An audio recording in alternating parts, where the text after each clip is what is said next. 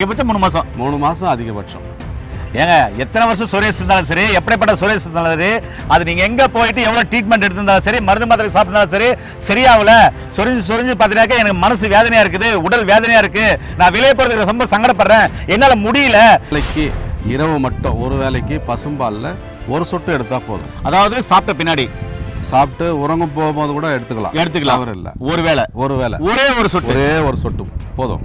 ஐயா, சொரியாசிஸ்க்கு நிறைய மருந்துகள் உள்ள சாப்பிடணும், அவ்வளவுதான், மீதி எல்லாமே சாப்பிடலாம். அதாவது உணவு கட்டுப்பாடெல்லாம் கிடையாது, ரொம்ப எல்லாம் ரெஸ்ட்ரிக்ஷன் கிடையாது, சைவத்தில் எது வேணாலும் சாப்பிடும். ஏங்க ரொம்ப கட்டுப்பாடெல்லாம் கிடையாதுங்க, ஆசைப்படுறதா சாப்பிடலாம். வாழ்றதே ஒரு வாழ்க்கை, ஆசை தீர சாப்பிட்றோம், நிம்மதியாக தூங்குறோம், இதுதாங்க வாழ்க்கை, சரிங்களா? அதுக்கு ரொம்ப எளிமையாக சொல்ல பாருங்க. ஏங்க 3 வேளை சாப்பிடுங்க, 2 வேளை சாப்பிடுங்க அப்படின்னு சொல்லிட்டு கொடுமையெல்லாம் மருத்துல ஒரே ஒரு வேளை நைட்டு மட்டும் சாப்பிடுங்க.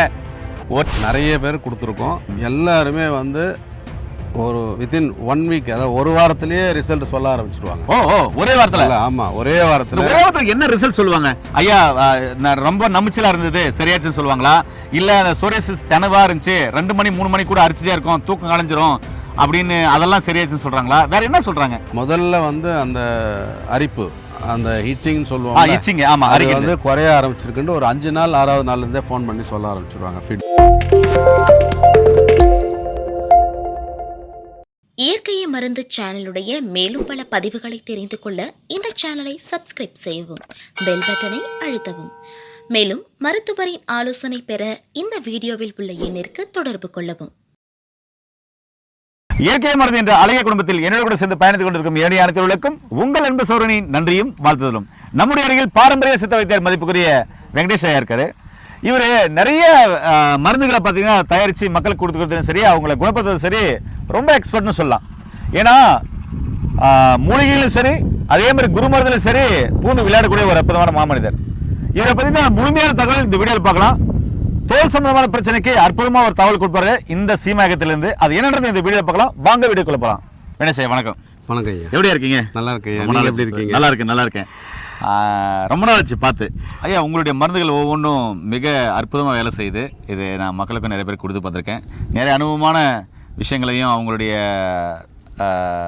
கிட்ட பேசுகிறதுக்கும் நிறைய ஃபோன் நம்பர் கொடுத்து பேச வச்சிங்க. அதுவும் ரொம்ப சந்தோஷமாக இருந்தது. ஏன் காவல்துறை அதிகாரி இப்போ பணிபுரிகிற அவங்க குடும்பமே ரொம்ப நல்லா இருக்குது. இன்னும் நிறைய சொல்லிட்டு போகலாம். இப்படி நிறைய மிராக்கள்லாம் செய்கிறீங்க, மூலிகையை வச்சு, அது குரு மருந்தும் வச்சு. இன்றைக்கி என்னுடைய கையில் சீமை அகத்தி கொடுத்துருக்கீங்க. இது பெரும்பாலும் பார்த்தீங்கன்னாக்கா சர்ம நோய்கள், அதாவது அனைத்து வகையான சொரியாசிஸ், தோல் சார்ந்த பிரச்சனை, சொறி, சிரங்கு, படர்தாமரை, இதுக்கெல்லாம் பார்த்தீங்கன்னா இந்த இலையே, இந்த பூ எல்லாம் சேர்த்து அரைச்சி மஞ்சளோட பெண்களும் சந்தனத்தோட ஆண்களும் அரைச்சி பூசினாக்கா அந்த நோய்கள் குணமாகும்.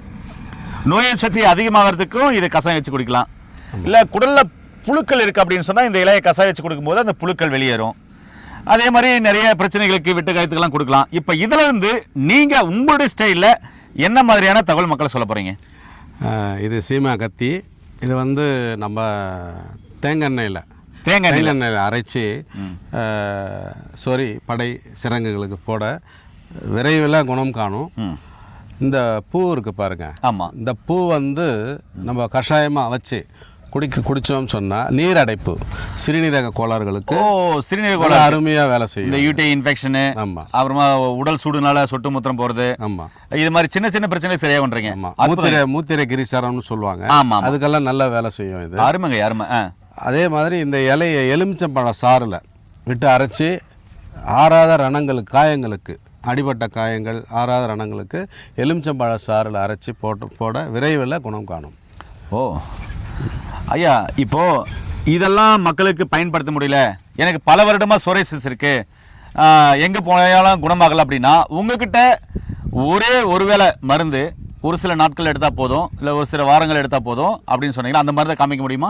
இருக்குங்க ஐயா. குரு மருந்து போட்டு செய்கிறது, மூலிகை குரு மருந்து எல்லாமே போட்டு செய்யக்கூடிய ஒரு குழித்தைலம் முறையில் மடக்கி எடுத்தது இது.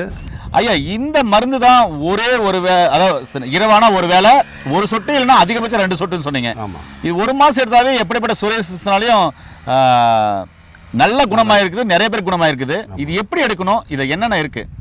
இது மூலிகையும் குரு மருந்தும் கலந்து செய்கிறது. பாரம்பரிய முறைப்படி குருமார்களுடைய வழிகாட்டுதல தான் செய்கிறது. இது ஒரு நாளைக்கு இரவு மட்டும் ஒரு வேளைக்கு பசும்பாலில் ஒரு சொட்டு எடுத்தால் போதும். அதாவது சாப்பிட்ட பின்னாடி சாப்பிட்டு உறங்கும் போகும்போது கூட எடுத்துக்கலாம். அவர் இல்லை, ஒருவேளை ஒரே ஒரு சொட்டு போதும். ஐயா, சோரியாசிஸ்க்கு நிறைய மருந்துகள் உள்ள சாப்பிடணும், அதுக்கப்புறம் நிறைய லீகிங்கள் உள்ள சாப்பிடணும், நிறைய டேப்லெட்டுகள் உள்ள சாப்பிடணும், ஸோ அது மாதிரி சோப் போட்டு குளிக்கணும், வேற துணி வந்து மாற்றக்கூடாது, அதாவது வேற துணியோட கலந்துடக்கூடாது, தனிப்பட்ட முறையில் ஒரு சிலலாம் பார்த்தீங்கன்னாக்கா ஒதுக்குறாங்க. இப்படிப்பட்டவங்களுக்கெல்லாம் இது ஆச்சரியமான தகவலாக இருக்குது. ஒரு சொட்டு மருந்துன்றது இதுக்கு உண்டான பத்தியம் அசைவம் இல்லாமல் இருந்தால் போதும்.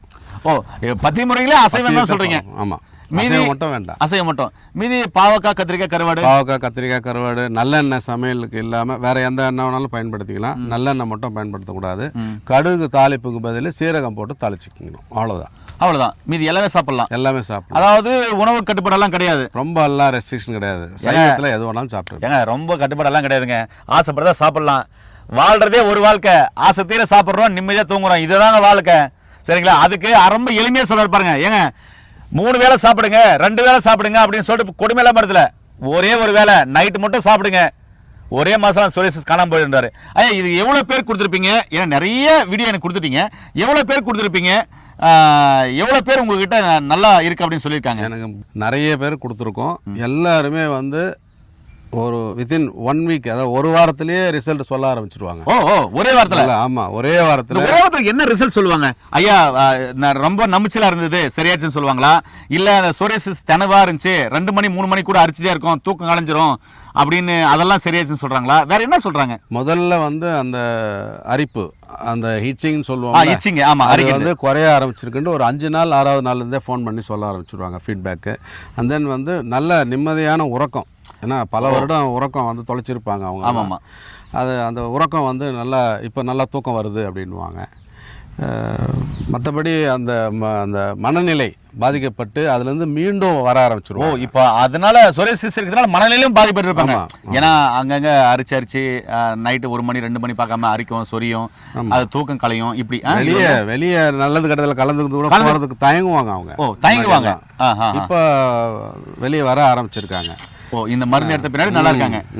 இப்போ ஒரு வீடியோ கூட நீங்க கொடுத்தீங்க, 20 வருஷமா நமக்கு சோரியாசிஸ், அந்த அனுபவத்தை சொல்லுங்களேன். அவங்க முதல்ல வரும்போது பார்த்தீங்கன்னா அவங்களுக்கு இதில் நம்பிக்கையே வரல. ஏன் வரல? ஏன்னா 20 வருஷமாக போராடிக்கிட்டு இருக்காங்க அவங்க. டெய்லி வந்து பார்த்தீங்கன்னா ஒரு 5 முறை 6 முறை அந்த தேங்காய் எண்ணெய் தடவி தடவி தடவி அவ்வளோ இச்சிங் இருக்கும். முகம் வந்து ட்ரை, அந்த வறண்டு போயிடும். தடவுவாங்க, ஒரு அரை மணி நேரம் 1 மணி நேரத்தில் ஸ்கின் வந்து அப்படியே ட்ரை ஆகிடும், தோல் வறட்சி ஆகிடும். இது இல்லாமல் இரவு உறக்கம் வந்து கெட்டு போயிட்டு நடுராத்தில் எழுந்து உட்காந்துட்டு சொரிஞ்சிக்கிட்டு உட்காந்துக்கிட்டு ரொம்ப மன நிம்மதி இல்லாத ஒரு வாழ்க்கை அவங்களுக்கு. ஆனால் 5வது நாளே எனக்கு ஃபோன் பண்ணாங்க. கொடுத்த 5 நாள்லேயே குறைய ஆரம்பிச்செடுத்து அந்த எண்ணெய் தேய்க்கிறதும் கொஞ்சம் குறைஞ்சிருக்கு அப்படின்ட்டு. இப்போது 1 மாதம் முடிஞ்சிருச்சு, 2வது மாதம் இது ஆரம்பம். இப்போ ஆல்மோஸ்ட் மருந்தே வேண்டாங்கிற மாதிரி நம்ம ஒரே மாதம் மருந்து போதும், 20 வருஷம் கஷ்டப்பட்டேன், ஒரே மாதம் மருந்து போதும் நல்லா இருக்குன்னு சொன்னாங்க. ஆமாம், நம்ம தான் சரி சேஃப்டிக்கு இன்னும் ஒரு மண்டலம் கணக்கு வரணும்ல. ஆமாம், சரி இன்னும் 1 மாதம் எடுத்துகிட்டு அப்புறமா விட்டுடலாம் அப்படின்னு சொல்லியிருக்கேன். சரி கேட்டிருக்காங்க. ஒவ்வொருத்தருக்கும் மாறும், 3 மாதம் ஆகும், 1 மாதம் ஆகும். அது அதிகபட்சம் 3 மாதம் அதிகபட்சம். ஏங்க, எத்தனை வருஷம் சோரியாசிஸ் இருந்தாலும் சரி, எப்படிப்பட்ட சோரியாசிஸ் இருந்தாலும் சரி, அது நீங்கள் எங்கே போயிட்டு எவ்வளோ ட்ரீட்மெண்ட் எடுத்திருந்தாலும் சரி, மருந்து மாத்திரை சாப்பிட்டாலும் சரி, சரியாகல. சொரிஞ்சு பார்த்தீங்கன்னாக்கா எனக்கு மனசு வேதனையாக இருக்குது, உடல் வேதனையாக இருக்குது, நான் வெளியே போகிறதுக்கு ரொம்ப சங்கடப்படுறேன், என்னால் முடியல, இந்த சோரியாசிஸ் ஏன் வந்தாலும் சரி தெரியல, வெளியே தலை காட்ட முடியல, ஒரு நல்லதுக்கு போக முடியல, ஒரு கெட்டதுக்கு போக முடியல அப்படின்னு சொல்லிட்டு நீங்கள் எவ்வளோ ஃபீல் பண்ணாலும் சரிங்க, அதிகபட்சம் 3 மாதம் இருங்க சரியாக போகும் அப்படின்றாரு. ஏன்னா இது மாதிரி யார் சொல்லுவா? இதை விட இன்னொரு அடிஷனல் தகவல் என்னன்னா, உடல் உஷ்ணமா இருக்கிறவங்களுக்கு இந்த மருந்து கொடுக்கலாமா ஒரு கேள்வி கேட்டேன். அவர் சொன்னாரு, உடல் உஷ்ணமா இருக்கிறவங்களுக்கு அடிஷனலா ஒரு பாத்தீங்கன்னாக்கா குங்குளிய வேணும்னு ஒன்று கொடுப்பேன், அதையும் காமிக்கிறேன்னு சொல்கிறாரு. அந்த குங்குளிய வேணும் எப்படி இருக்குதுன்றதை நம்ம பார்த்துடலாம். ஐயா, இப்போ நீங்க சொன்ன மாதிரி இது 1 சொட்டு இல்லை 2 சொட்டு எடுக்கலாம்னு சொல்லியிருக்கீங்க, அதிகபட்சம் இது எடுக்கலாம்.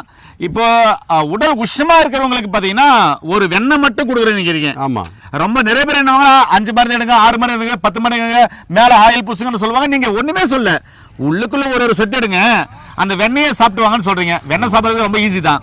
அப்போ அது என்ன வெண்ணெய்? அது குங்குளிய வெண்ணெய் சொன்னீங்க, அது எதுக்காக கொடுக்குறீங்க? ஐயா சொல்லுங்க ஐயா, இந்த குங்குளிய வெண்ணெய் வந்து பாத்தீங்கன்னாக்க எப்படி எடுக்கணும், இது ஏன் கொடுக்குறீங்க? உடல் உஷ்ணமாக இருக்கிற கொடுக்குறீங்களா இல்லை எதனால் கொடுக்குறீங்க?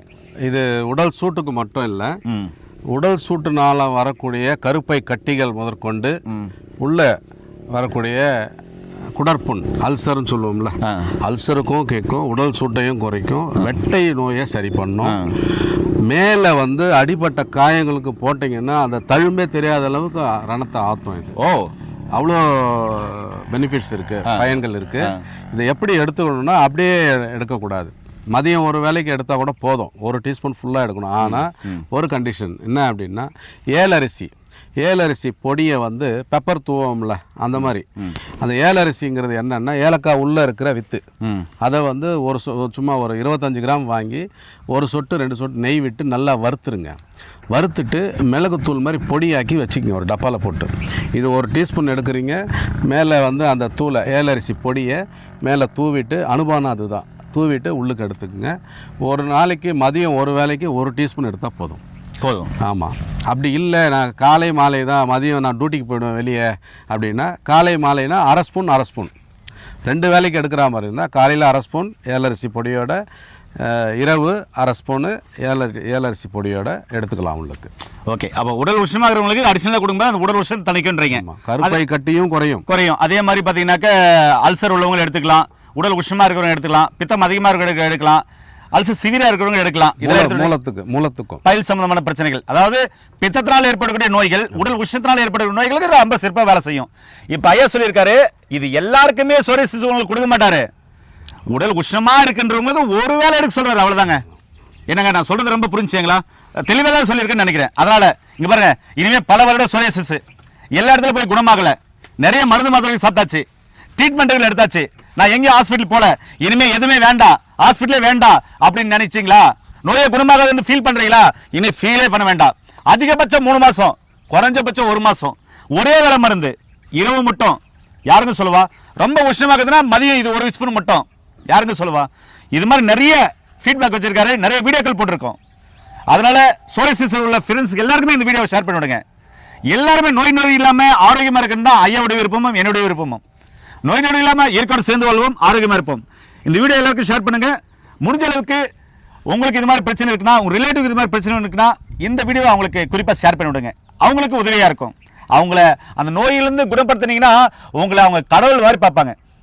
சரி நண்பர்களே, இந்த வீடியோ பிடிச்சிருக்குன்னு நினைக்கிறேன். மீண்டும் இன்னொரு பதிவில் உங்களை சந்திக்கும் வரை உங்களுக்கு விடைபெறுவது உங்கள் குடும்பத்தில் ஒருவனாக உங்கள் அன்பு சரண் ஹரிதாஸ். நன்றி, வணக்கம், வணக்கம் ஐயா. நன்றி.